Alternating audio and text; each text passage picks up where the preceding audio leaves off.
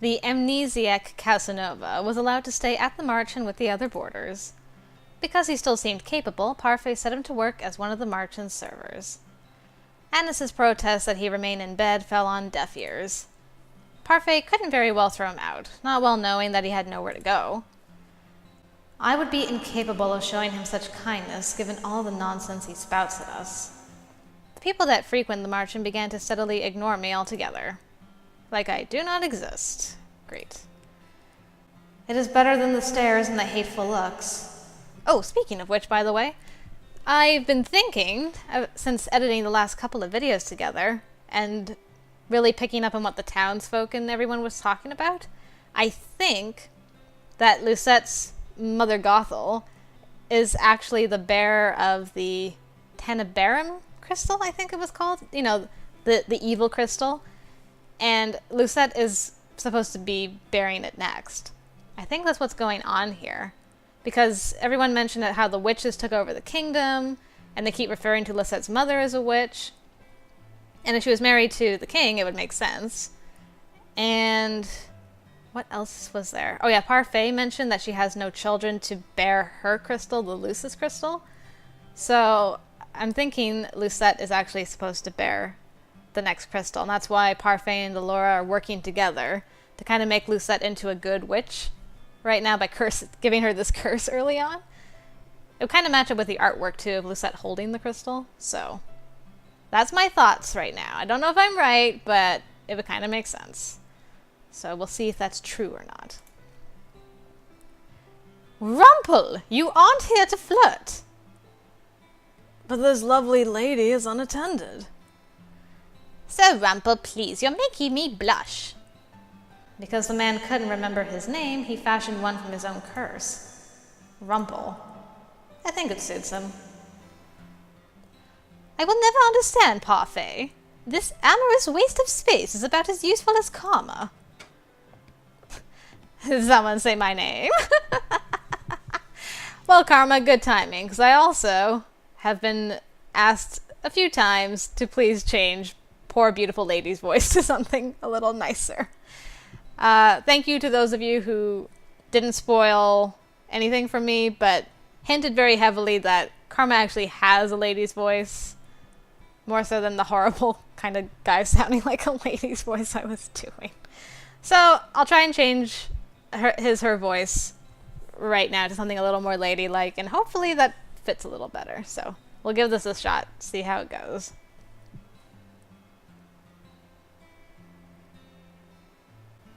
I've returned. Speak of the devil. Did you miss me? Karma had left abruptly yesterday, saying that she had something very important to take care of. Waltz trails in after her now, carrying several boxes in his arms. Why am I carrying these? Because you made me run that errand for you at the toy shop the other day, and because gentlemen carry things for ladies. I'm going to drop them now. Those boxes contain very important contents. Welcome home, Miss Karma. Nice to see you survive the trip, Waltz. Thank you, Anis. Oh no, the two narcissists are meeting. Alert, alert, this is not a drill. The two narcissists are meeting. So this is our new housemate. We have not had the opportunity to meet. I am... Oh my goodness.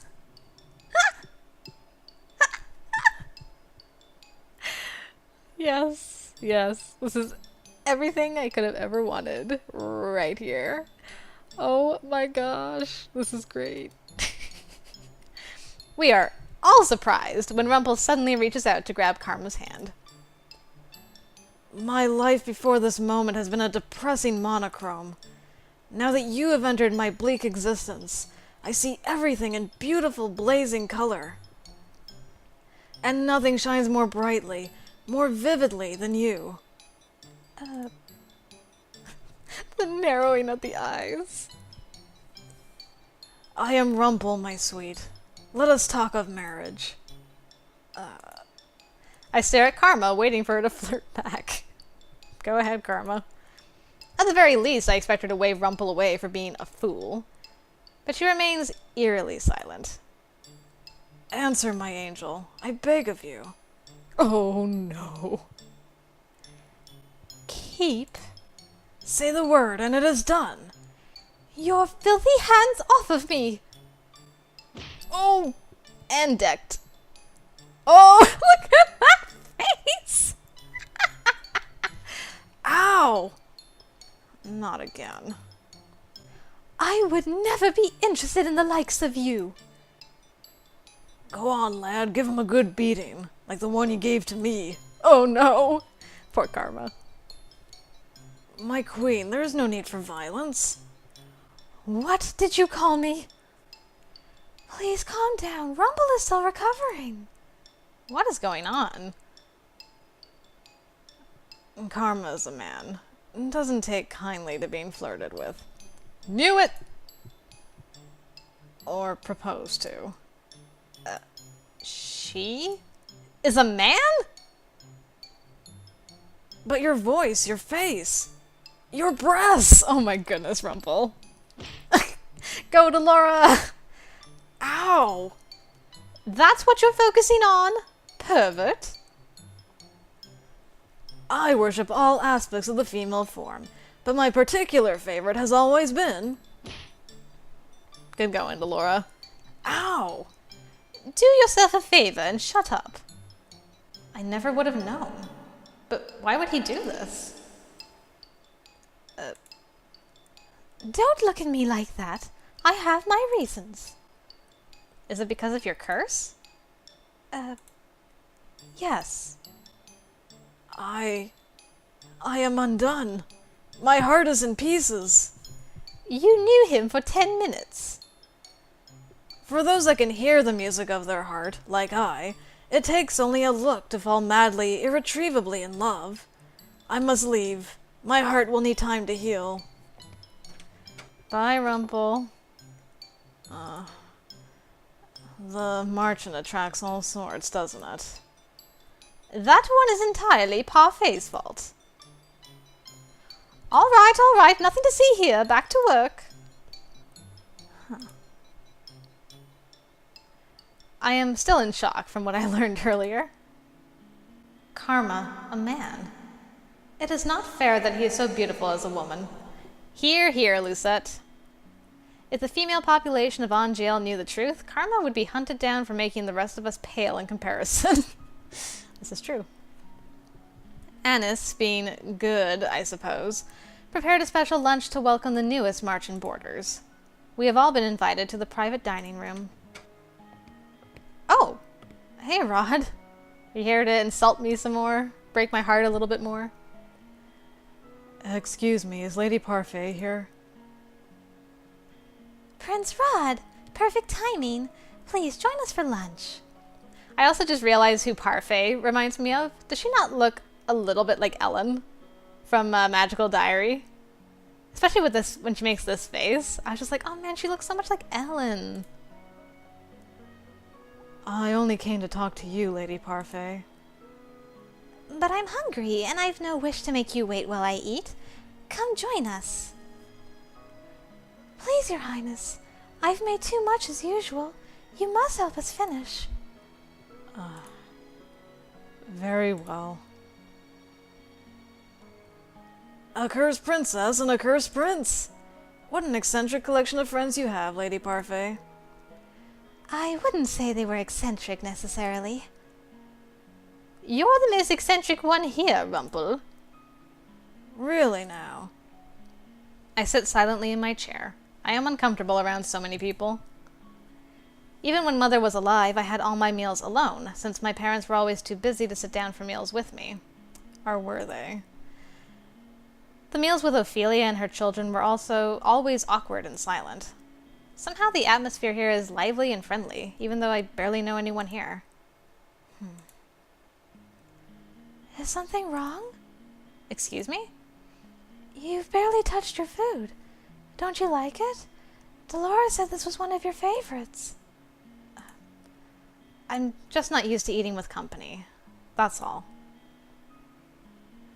They say that sharing a meal brings the family closer together.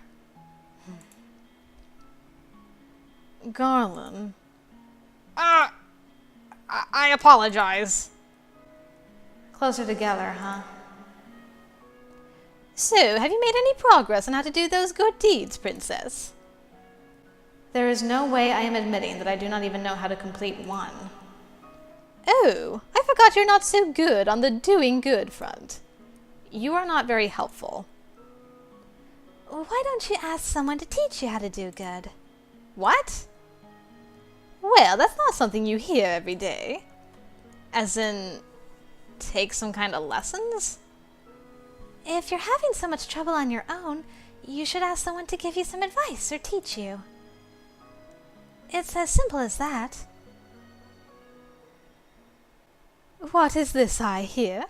The princess needs advice? Well then, she is in luck. I happen to give the most excellent advice, and believe me when I say I can teach almost anything. The princess is indeed lucky, as I am available for teaching duties. No doubt I'd be the better choice, as I don't go about deceiving the world. Damn. Got hecked, Karma. Excuse me? Oh, what is this lightning? From one-sided flirting to bitter enemies, and all in the span of a few hours. The man broke my heart! Anyway, I'd also be happy to help you in any way I can, Princess. I'd love for you to help me, Walt, but you are like the last person on my list to focus on, so... And I'm sure your stepbrother would be happy to help as well. Oh yeah, he looks absolutely thrilled. I think Sebi looks more thrilled than he does. Ugh. I don't think I would make the best teacher for this sort of thing. I only teach others how to fight. Never mind the fact that Jurian herself still struggles to be good. What? Poor Jurian.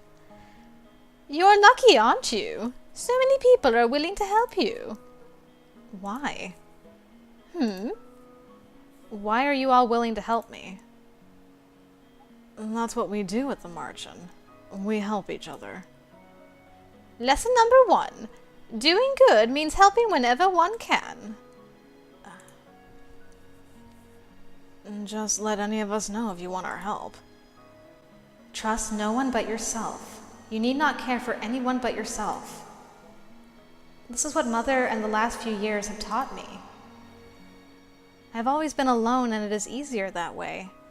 And yet, these strangers, these people that I've only known for a few days, are so willing to help me when they will gain nothing in return. Is this the goodness I was meant to see? Father? How can I even begin to trust and care for others when I have forgotten how to do so? I am slowly beginning to understand what I must do. We are? Ooh, chapter 2. The decision. Are we going to start getting on some roots here? I don't see why this is necessary. Of course this is necessary, Princess. You work to show you can be useful. For the last half hour, Parfait and Delora have been debating what chores they want to give me. I cannot believe they are seriously going to make me work, like a commoner. No freeloaders at the Marchen, remember? And you can't pull the princess card anymore now that you're a homeless peasant. Being demoted to a homeless peasant is not my fault. If you really think about it, it was kind of me to demote you. Stop teasing her, Delora. Lucette has had a lot thrown at her already. I'm only speaking the truth. Besides, working to live is the commoner's way of life, but at least it's rewarding. But if you do nothing, you get nothing. No food, no clothes, no bed. You are no longer a princess, Lucette. Life here at the Marchen is comfortable, and you need to work for comfort. Remember that. What you do is your choice, Princess. Do I even have a choice? Not really, no. Let's see. How about cooking duties? No way. She'd burn a salad. She could be a receptionist?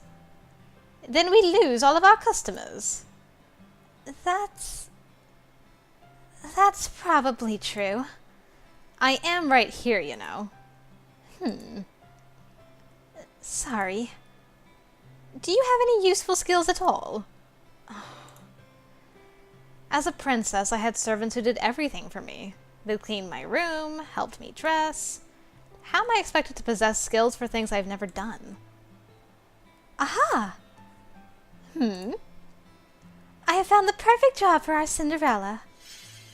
A broom! Ta-da! Cleaning! Lucette will be in charge of sweeping the march and floors. What? Perfect. Even she should be able to do that. Could you, Princess? I refuse. But look! I even put a cute little ribbon on the broom just for you. It's your very own special broom. A princess does not clean. Hard-headed as ever.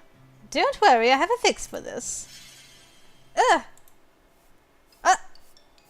Suddenly the broom flies into my hands. I am pulled helplessly along as the thing begins to sweep the floors. I try to pull my hands away, but they may as well be glued to the broom. They do not budge. What have you done? You should be thanking me. I'm helping you with your duties. Delora, isn't this a little too much? Oh, nonsense. The princess is learning useful new skills. Mr. Broom will teach her everything she needs to know. If the floor is dirty, Mr. Broom will come to life and start sweeping, and it will not stop until the floors are spotless. What? Come on, Parfait. We've got time for a cup of tea. But... She'll be fine. A little sweeping never killed anyone. You are dreadful. Enjoy your time with Mr. Broom. Wait! Did they really just leave? Ugh! Hey, so slow down. The broom begins to sweep faster. It's making me dizzy. Despite my protests, I am still forced like a puppet to sweep the floors with grudging tenacity. Ooh, but look at those floors. Didn't even mop them.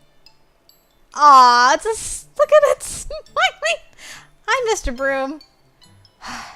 I can barely catch my breath after that. Princess, Parfait sent me to check.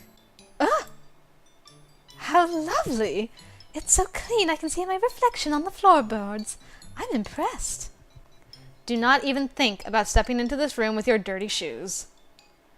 Goodness, I didn't know princesses could be such terrifying creatures. You are aware that the margin is opening soon, yes? The floor isn't going to stay clean forever. Then do not open the margin. I do sympathize with you, Princess. It's difficult adjusting to the commoner's life. What would you know about that? More than you think. What? Oh, did I let that slip? That was my mistake. Karma just smiles at me, his eyes gleaming with playful mischief. He is definitely hiding something. Hello? Woof, man. That was a rough transition. Okay. My hands are red and sore from all the sweeping I've done today. I remember the salve Anise offered me when I first woke up in my room. Surely that will help somewhat. I apply it to my hands and find, to my surprise, that it is very effective. Most of the redness quickly fades, along with the pain. Is this what my life will be like if I do not break the curse? Forced to work, day in and day out? I cannot let things stay as they are. I must act. I lay down to rest. Tiredness falls upon me like a heavy, suffocating blanket. I close my eyes and feel myself shift into the darkness of sleep.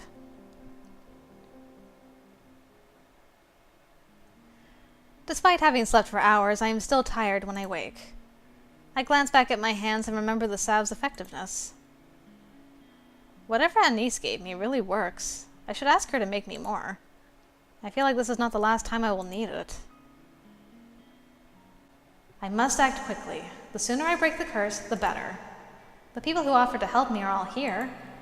Whom should I ask for help? Yes, finally. Okay. Mr. Rod, help me out. Rod came to the Marchen today to discuss something with Parfait. This is just the third time he has visited the tavern since I have been here. I wonder what he discusses with Parfait. Rod's eyebrows furrow as soon as he sees me enter the room. Well, that's a good start. Oh, it seems like the princess has something she would like to speak with you about, Prince Rod. She probably already knows why I am here. Thank you, Prince Rod, for telling me about this. I shall leave you with the princess now. Rod's expression turns grim. He clearly disapproves of me even just being in the same room as him. As soon as Parfait leaves, he shoots a glare in my direction. What do you want? All I have done is enter the room, and he's already angry. I'm still not used to being treated like this by him.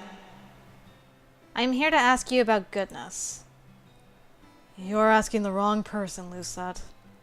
Did I make the right choice in choosing to come to him? I do not intend to help you break your curse, no matter what Lady Parfait says. Pardon? Emmeline and my mother have tried to be kind to you many times, but you only ever respond with disrespect and cruelty. Cruelty? You think I have been cruel to them? How else would you describe your behavior? Why am I suddenly the one at fault? Their coming to the palace made my life miserable. I am the victim here, not them. The others may think you're capable of goodness, but I severely doubt it. I do not wish to work with you, so do not come to me for help. Excuse me. He turns around and begins to walk away, leaving me to stand alone in the room, even angrier than I was before. How dare he treat me like this? Woo! Woo, girl! I grab his arm and pull him around so that he is facing me. I refuse to let him belittle me like this, especially when I am making a conscious effort to change. What if I can help you break your curse? Will you help me then? Rod fixes me with an icy stare as he pulls away. I don't intend to break my curse. Really? What? Rod shoots me one last glare before he leaves the Marchen, leaving me to stand there confused. If he does not intend to break his curse, then why is he even here? I stare in horror at the floor. Gravel and sand are embedded between the floorboards. The wood beneath my feet is covered in a thick muck. Oh, God! Hi, Mr. Broom. You creeper. Oh, no. He's like, Stop! I never thought I'd see this. The princess is actually sweeping. I'd say it's more like the broom is sweeping and the princess is just along for the ride. Lady Parfait, your orders have arrived. Where should I put them? At the back, please. Thank you. I glare at Garland as he begins to move. You! Ah! You are dirtying the floor. Sorry. Garland dashes across the floor with long steps in an attempt to leave as few footprints as possible. This was Dolores' doing, wasn't it? Is it obvious? This has "witch having fun" written all over it. And you'd be right. I need water. Wow, completely spotless. You are the worst. Aww. You made the broom unhappy. Don't be mad at the broom, princess. It is only trying to help. It is doing nothing but making my life miserable. Oh! Another witch? What the heck? Lady Parfait, I must speak with you. I look up at the witch that has just entered. She is a regular at the Marchen, and according to Parfait and Delora, a good witch. She orders tea here from time to time. She has mud on her shoes. Why is she glaring at me like that? I believe it's because of your shoes, dear. I have just cleaned the floor. Oh, I'm sorry. I will clean up after myself right away. Good. The princess is something else. I've never seen a witch so frightened of someone before. That's because she's the most powerful witch. She's the most powerful witch, you don't understand. Yeah. The witch hurriedly cleans up the tracks she'd made, coming in before going to speak with Parfait. Even though Parfait says that Delora and this witch is good, I do not trust her judgment. Especially not when she considers Delora, who ruined my life, a good person. I put the broom back in its resting place before double-checking my work. Now that I am done, I can continue to work on breaking my curse. Whom should I ask for help today? Well, always Rod. I glance over at Rod as he enters the tavern. That was almost perfect timing. He told me that he does not intend to break his curse, yet here he is again. Rod must sense my eyes on him, because the minute he walks in, he turns to look at me. His expression is as cold and unmoving as always. He pointedly leaves the tavern area and enters the reception. I follow after him. I told you to find someone else. What can I do to make you stop hating me? What? You said that whatever I had done to you or your family was bad. So if I reverse that, I might get a good deed. You truly don't understand how goodness works, do you? I would not be asking you if I did. Rod closes his eyes and rubs the back of his neck. He looks thoughtful, but also irritated. I intend to break my curse as soon as possible, and I will do whatever it takes. And it seems to me that the easiest way to achieve a good deed is to fix the supposedly bad things I have already done. So are you going to help me or not? Tell Lady Parfait I will see her another time. He leaves the room without answering my question. I ball my hands into fists. And he calls me the cruel one? Rod, you're breaking my heart. A month has passed, and I have yet to complete even one good deed. Not from any lack of trying, though. I have been asking around for advice on how to be a good person and received various answers. What makes someone good? I'd say being selfless. I think it's important that you consider another person's feelings. Patience. The ability to soothe even the most broken of hearts. Forget I asked. Bravery. Loyalty. You must be beautiful, both on the inside and out. Right. Must I be all of those things in order to be good? According to Parfait, I cannot just pretend. It has to come from my heart. I place my hand on my chest to consider the steady pulse of my heartbeat. That will not be easy. I close my eyes, thinking of all the possible ways I might be able to break my curse, but in the end, my mind is blank. Mother, what am I supposed to do? Have another dream, dear. A dream? Your personal feelings are nothing but a weakness for others to exploit. That is why you do not show them. You only show them that you are strong. Yes, Mother. You must not let false kindness deceive you. People will use niceties to trick you into exploiting your weak emotions. But you can trust me, Lucette. I will never hurt you. I will never lie to you. I am all you need.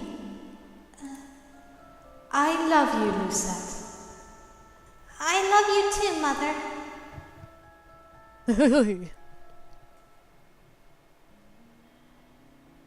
How are those lessons of yours going? I hope you're not giving anyone a difficult time. I am the only one having a difficult time. Have you tried pairing up with someone? Pairing up? Some of the people in the tavern pair up to assist each other. 2 heads are better than 1, as they say. It's not a bad idea, but the problem is with her. Who's going to volunteer to pair up with the Ice Princess? She has a point. People may not glare at me anymore, but it does not escape me that I am still disliked. Most of the boarders at the Marchen volunteered to help her, remember? And I haven't heard any of them retract their offers. It's only a matter of time. Stop it, Delora. It's your choice, Princess. Pairing up is only a suggestion. Would pairing up with someone really help me break my curse? What if they end up being an annoyance instead? Princess? Excuse me. Princess? I'm sorry for disturbing you, but you've just been staring at your tray and the customer is waiting for his order. Of course. Delora has me helping a niece today. The Marchen is unexpectedly busy and they cannot keep up with all the customers. Stop daydreaming, Lucette. Food doesn't deliver itself. I do not need you to tell me that.